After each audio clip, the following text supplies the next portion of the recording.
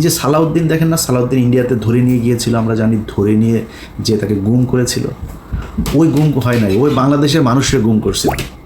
ইন্ডিয়াতে বসে আসে আমাদের সাথে ফোনে কথা বলে, আমার সাথে অনেকবার কথা হয়েছে, ইন্ডিয়াতে বসে থেকে কথা বলে আমার সাথে, অনেক ইনস্ট্রাকশন দিত, ভাই এরকম করো, এরকম এই সেই।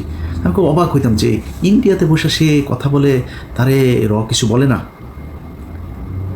তখন কিন্তু আমরা এটা নিয়ে আলোচনা করতাম যে সমস্যা, এরা আসলে ইন্ডিয়া নিয়ে গিয়েছে ভাব ধরানোর জন্য, সে আসলে রয়েরই লোক, ওইখানে নিয়ে তাকে ট্রেন আপ করা হচ্ছে বিএনপিকে, যাতে সে দেশে গিয়ে তারপরে সার্ভিসটা দিতে পারে। সেই সার্ভিস এখন এসালাম টেসালাম এদের সবাইকে বাঁচায় সালাউদ্দিন সাহেব দিচ্ছেন।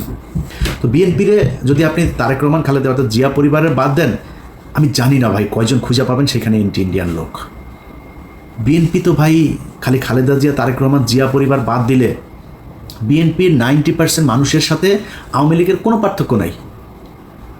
আপনি যদি নাকি এই ভারতের ইস্যুটার সামনে নিয়ে এসে যদি বলেন, ভাই বিএনপির বহু মানুষ আছে, মির্জা ফখরুল এই দলের দ্বিতীয় পার্সন, তার মতো লোক ভারতীয় এজেন্ট, এরপরে আর কে কোথায় আছে আমরা জানি না, এটা নিয়ে আজকে কথা বলছি না, যেহেতু আজকে ওইটা বাদ।